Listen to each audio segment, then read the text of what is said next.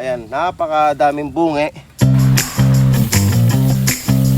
Sa mano-mano nating sakay ay lagay dito. Hindi talaga biro yung kapal ng damo ng bakuran nilinis natin. Wala nating tagat-tagat tatakpan ng mga tambak. Almost 90% ay nangyari ko itong buong bakuran. Sinusurog natin yung tinambak nating kawayan mula rito sa...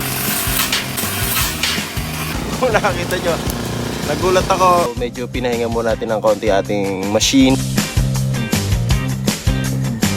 Oh, ayan, nabutan tayo ng ambon.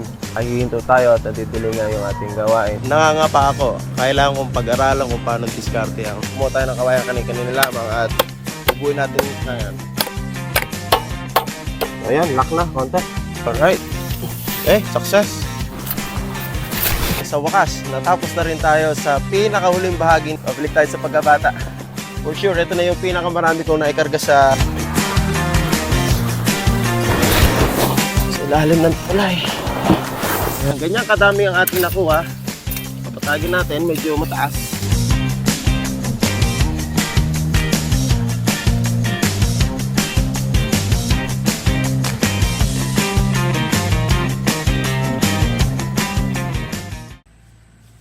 Yan ang ating nasaksihan sa unang araw ng pagsabak natin sa trabahong ito.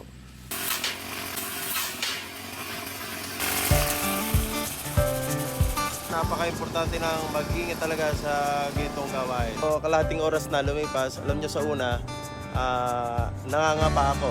Kailangan kong pag-aralan kung paano diskarte ang dapat gawin. Pero, at nakita nyo nga kung gaano kakapal ang mga damo na nilinis ko sa aking bakuran. Ayan, so tapos na nga ako sa aking trabaho. Mag-grass cut, almost 90% ay nangyari ko itong buong bakuran. At gaya ng sinabi ko, ipapakita ko sa inyo ano natamo ng ating talim ng grass cutter. Ayan, napakadaming bungi. Alam nyo kung bakit maraming bungi yan? Dahil hindi nga maiwasan yung mga pagkakataon na kung saan itong mga pato na to. Ayan, medyo mga nagkalat. Oh, dami. Nasasagasaan yan. At doon na nga nagsasaning ng napakaraming bungi ng talim natin. Gayon din ay aking minano-mano at pinagtyagang alisin ang iba pang mga sukal tulad ng mga iyan. Ayan na, mamaya sisigahan natin yan. At itong nakikita nyo na to, yung napakakapal ng damo, kakalikayin naman natin yan upang makita natin ang lubusan kung ano na itsura ng ating bililis na bakuran.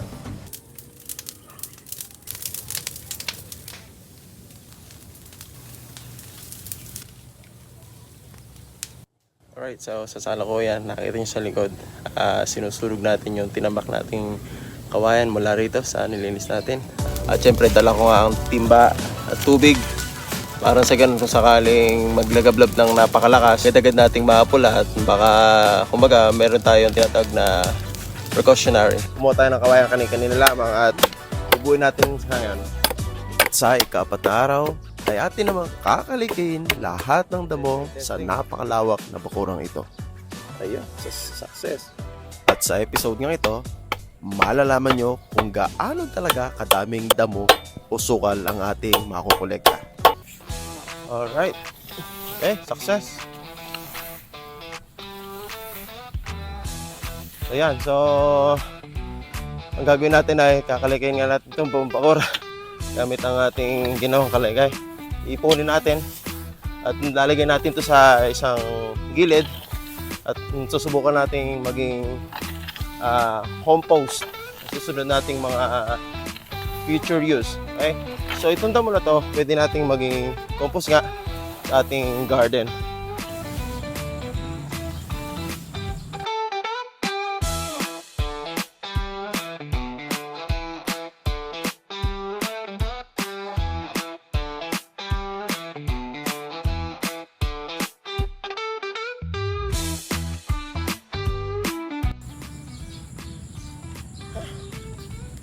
Alright, so ayan, nakatatlong tumpok ako. Hindi basta-basta ang kapal ng damo sa bakura na nililinis natin. napakakapal. So isang portion pa lang to sa ating sinusubukang kaligay gamit tong binuo nating kaligay.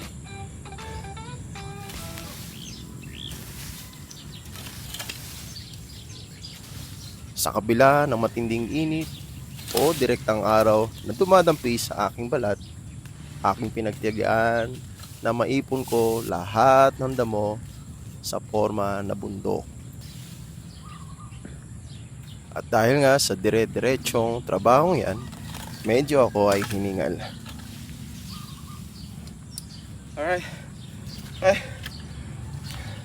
Yan. Dalawang bundok ang ating nagawa.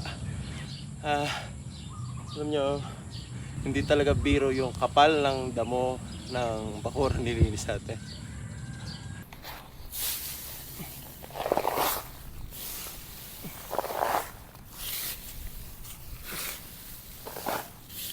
So ngayon, ang ginagawa natin ay nilulunan natin dito sa ating lalagyan at ihilahin natin papunta sa isang gilid.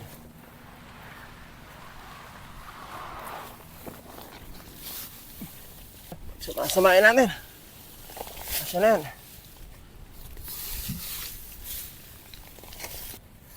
Minamano-mano nating sakay ay lagay dito. Buti na lang at naisip ko ang gitong paraan upang mapabilis ang aking trabaho. Ayan, itatambak lang natin dito sa gilid. Hayaan nating mabulok kung gaano ko siya katagal nga mabubulok.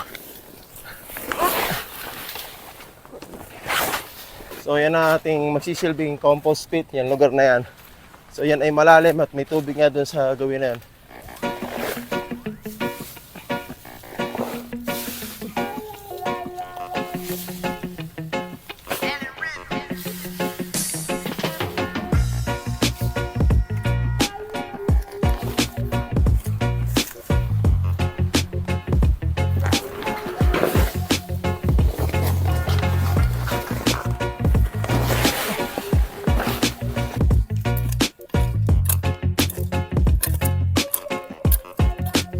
Ito nga yung sinigan natin, kung makikita nyo, ayan, napakarami ng abo. At ang ginagawa ko ngayon ay sinisikap kong kinisin ng todo.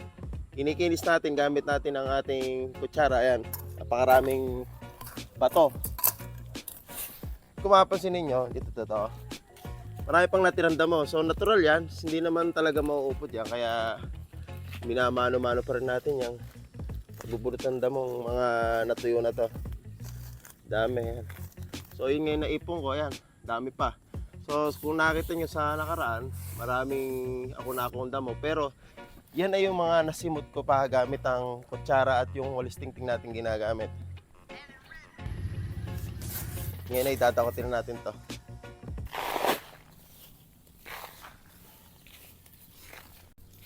Okay, ang ginagawa na naman natin ay sinisikap natin ipunin at ilalagay natin ulit sa ating tambak. Kung saan ay masasabi natin compost pit.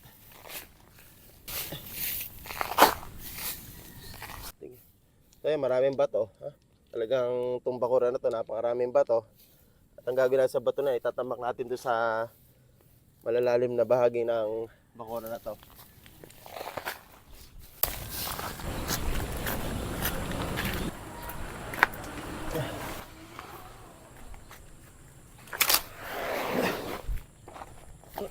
Medyo mataas na yung ating tambak dito, ha? Kaya lang natin mabulok talaga, walang buwan.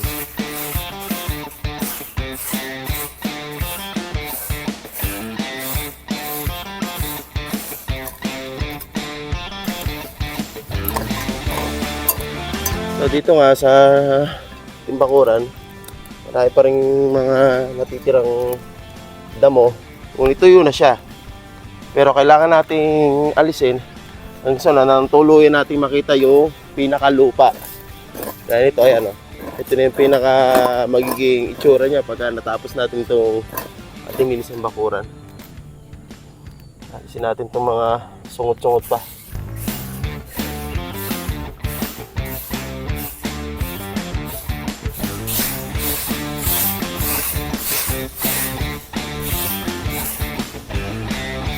Kaya kung di kaya, talagang mamano-mano natin tulad itong mga natira pandamo na to. At gaganita ng kutsara para mapadali yung pagkayas ng mga dahon o damo na natira. Dahil pa. Sa sumunod na araw, patuloy ko pa rin isinagawa ang pagsisimot ng mga damo. Gaya ng mga damong nakakapit na yan na nakikita ninyo.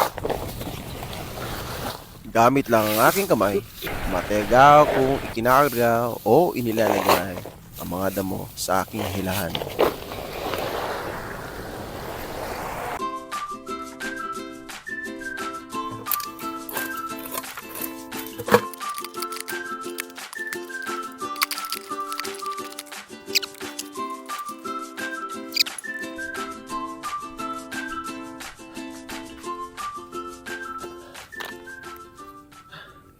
So ito na nga tayo at kinukuha na natin yung mga pinaka mugmog ng ating nililinisan. Kung makikita natin, ito gaya nito, yung mga debris, mga halo-halong bato, malalaki, maliliit, at mga pira-pirasong mga dahon, sanga, lahat ng klaseng mga mugmog ay ating sinisimot na sa ngayon. At ito ngang kinuha ko, galing sa mga nasimot na yan, ay tatamak natin sa mas mababaw na lugar ng lupa ng bakuran to.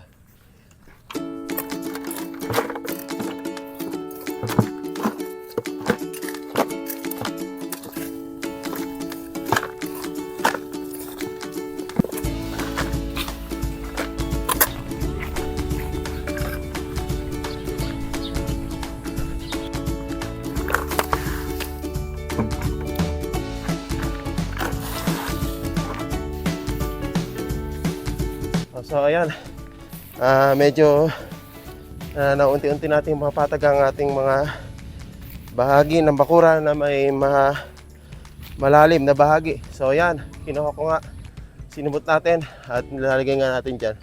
Pagsusumikapan natin matapos na ito.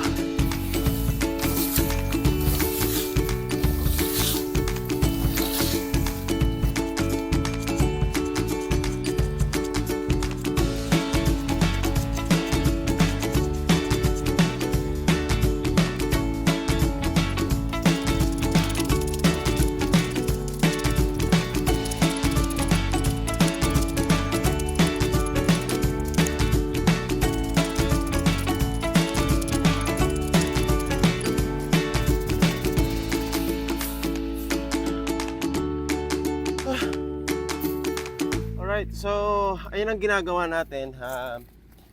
Talagang sinisikip nating lubusang luminis yung bakuran.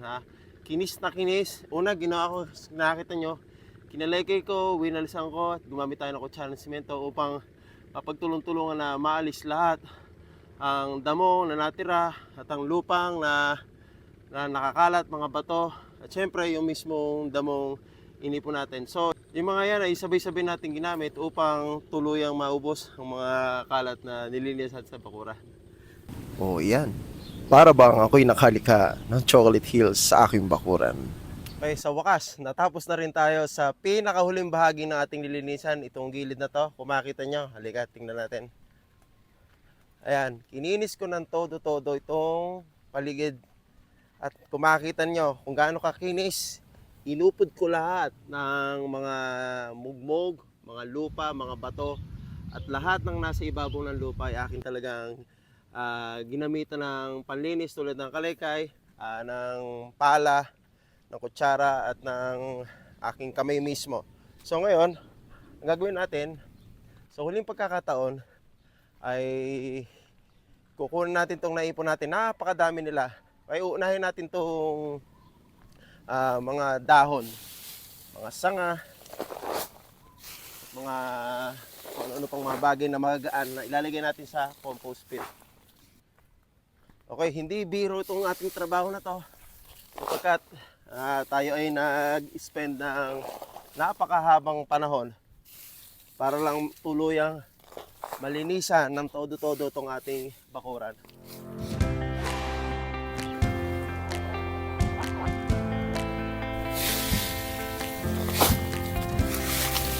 Itong lupa na to mamaya, mga bato, mga mugmog, mga dahon, ilalagay naman natin dun sa mababang bahagi ng ating bakuran. Hilahin natin ito. Pabalik tayo sa pagkabata. Eka nga ng mga bata. Naglalaro. Pag humihila sila ng mga bagay-bagay. Dami. Grabe. For sure, ito na yung pinakamarami kong naikarga sa ating hilaan. Pakadami.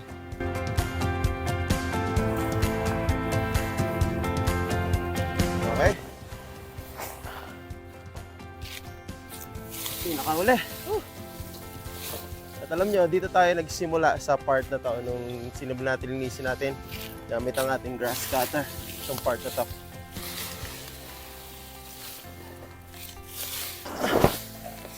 Hindi natin siguro kaya itong i-dump lang ng isahan. Kailangan natin gamitan natin ng kamay. Kung makita nyo, napakataas ng bundok.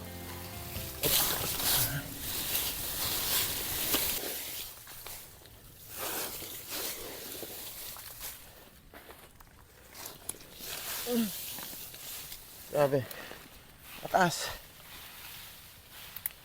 Okay, kung makita nyo, may tubig dyan. Mababaw ito. Sa apakas ito. One. Two.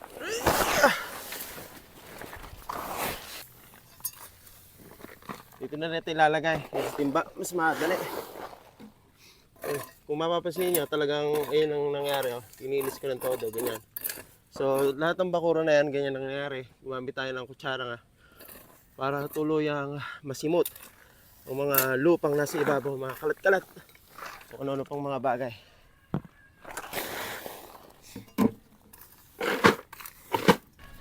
Ay, direkta na natin.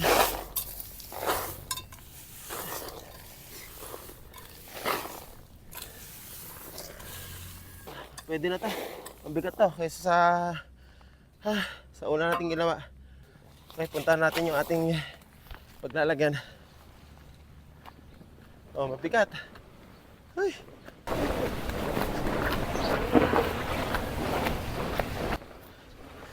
Eto. Ay. Oh my God. Sira yata. Pataas tayo. Ay. Problem arises. Ay, dito muna natin ilagay. Hindi makakano sa rampa. Sa ilalim ng tulay. Yan.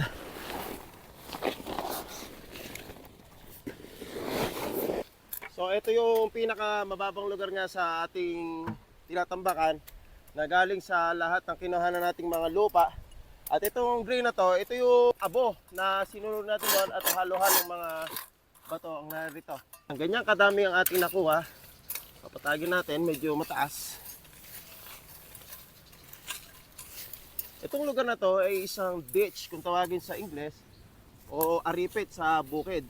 Kung makikita nyo, may bukid dito. Ayan. Merong bukid. Dati itong daan ng tubig sa irigasyon doon sa kabilang panig ng ating bakuran.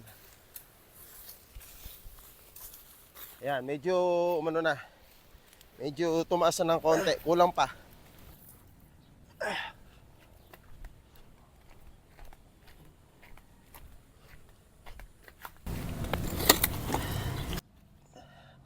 At ito nga palang kinukuha natin. Itatambak natin sa isa pang mas mababang lugar doon sa kabilang panig ng bakuran.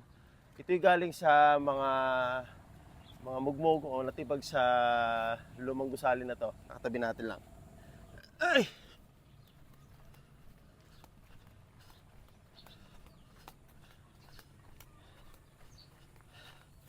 Ayan.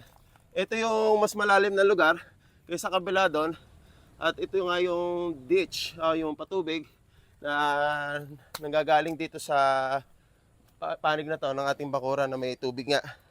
Sa susunod na mga pagkakataon, papatagin natin to tulad ng kabila doon na ating unang tinambakan nito.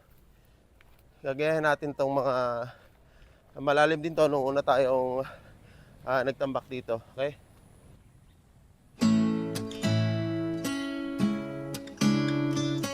Tayo muling pumapasok sa bakurang ito. Ngunit wala na ang mga nagtataasang at napakalagong mga damo na nilakaran natin.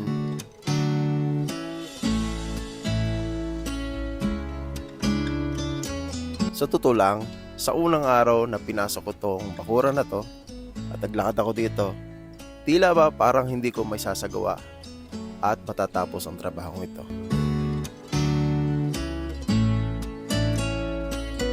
Ngunit sa aking dedikasyon at pagtsatsaga na rin, pagsusumikap, ito naging bunga. Kung makikita ninyo, nawala lahat ng mga berdeng damo na napakalalago at napalitan ito ng kulay kayumanggi o brown.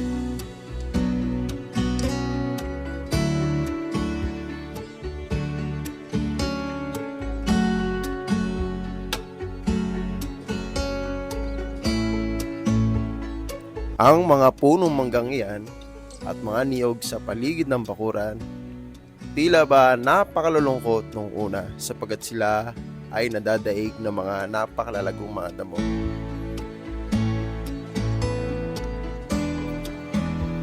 At ngayon nga, sila ay masisigla na sapagkat wala nang sumasakop sa kanilang teritoryo.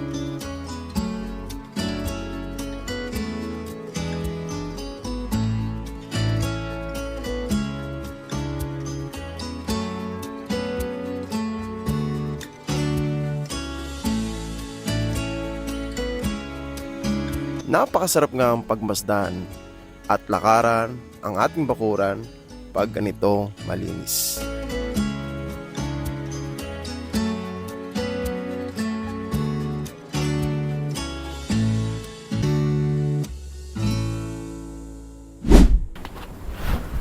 Mga nakasalabit na to.